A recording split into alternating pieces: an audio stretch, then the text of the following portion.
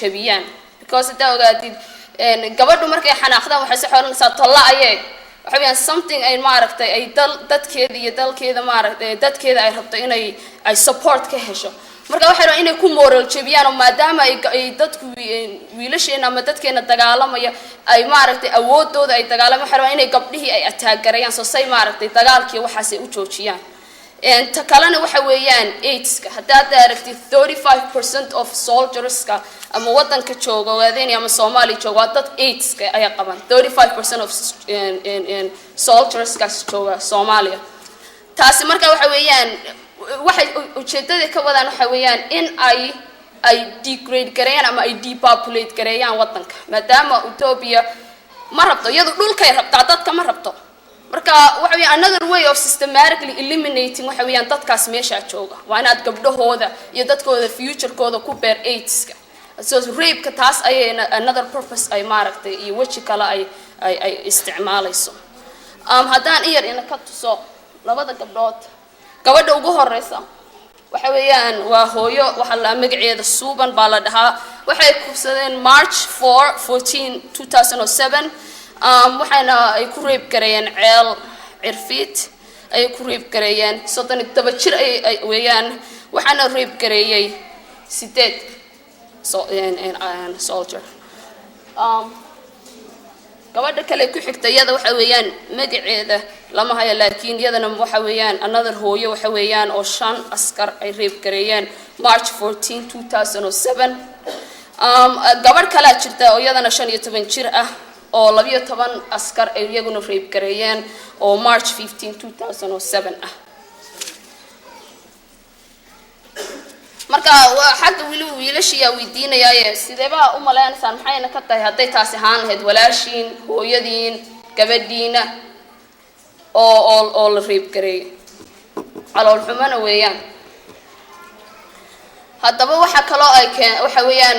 resort-kii dagaaladii badan waxay keeneen in ay dad badan ugu yaraan 321 civilians inay ka soo baxeen wadanka Muqdisho waxayna in hatta sabtidii dhawata waliba maanta ah 7 qof ayay dileen waxyaalaha transportation ka tactics ka isticmaalayaan airplanes kaas kaarayaashaas waxay ay mostly ay target gareynayaan maaha meel military ee meelaha laga dagaalamay meesha ay dadku ugu badan yihiin suuqyada meesha laga adeegto meesha baaci mushtarka ah meesha dadku isku roon meesha population ku ugu badan yahay meelaha ay qarxinayaan ay target gareynayaan ayna kuna muxuu haayay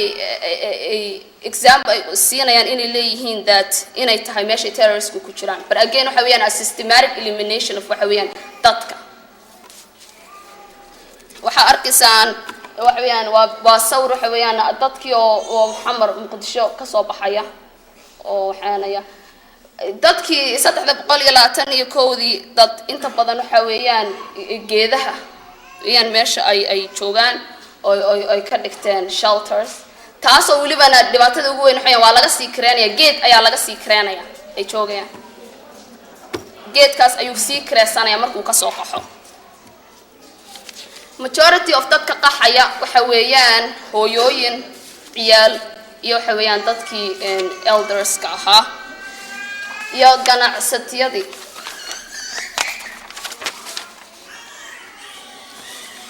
haddaba hospitalada waxa weeyaan hadda waxa function gareynaya waxa weeyaan hospital Madiina taas oo ay maaragtay dhaawac aad u badan oo xitaa ka badan vacancy-ga meesha maaragtay space ku deeqi karin ayaa jirta dadka hadda jooga oo taasina ugu daran tahay maqlis xitaa dhawaaqooda dhaawaca iyo qayladooda kaslama haya dawooyinkii ku filan dawadii dhiiga joojinaysay dawadii xanuunka biinaysay oo la haynin because resource-kii baa jiray oo ay maaragtay loogu soo iibin lahaa ama waxay sameynayaan road block bay sameynayaan oo NGO-yada ama humanitarian aid-ka organization-nada ka jira meeshaas ayaa waxay rabaan inay ka xiraan oo way xirayaan that ayana service-kii iyo medicine-kii inay u soo gaaraynin dadka and Somali human rights groups kaya Friday di waxay dhaheen that 113 civilians ayaa la dilay Friday di dhaweeto 229 waa wounded oo hospitalka Banaadir Madiina kaas oo ilmo yar oo dhacday hooyo waxa weeyaan xabadii cunaha ka gashay waxa weeyaan maid weeyaan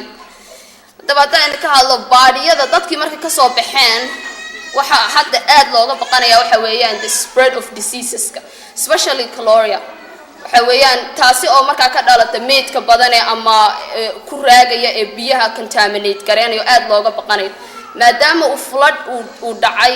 haddana la sugayo inuu roob badan u imanayo waxa ay dhibaato weyn ayaha contamination muxuu hay meydadka dadkiina ma aasi karaan waayo because xabadii baa ku socota dadkii marka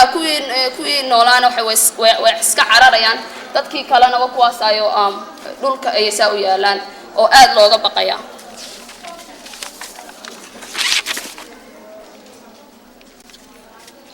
hadda waxa muxuu haayay diarrhea acute water diarrhea oo waxa weeyaan since January 1st to March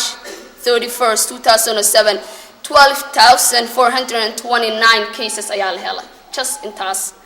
lana expect garanayo in mid April wuxuu noqonayaa 16,000 cases inuu noqonayaa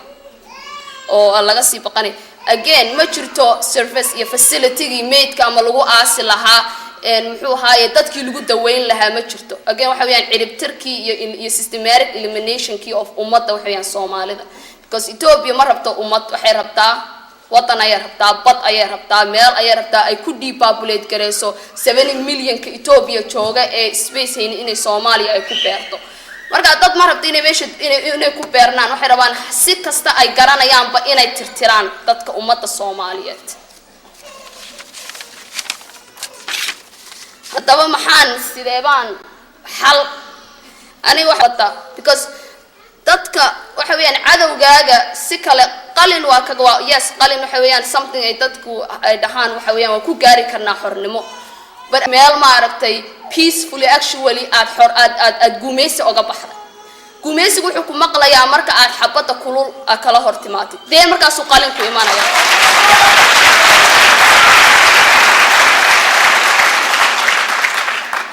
xabadaas wiilkaas dagaalamaya ee shahiidaya ee naftiisi iyo maalkiisi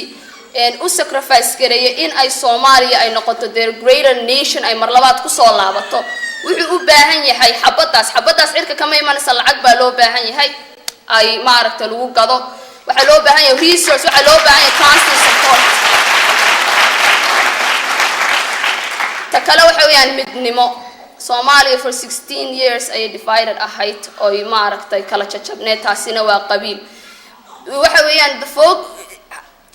muxuu haay the reason Ethiopia bata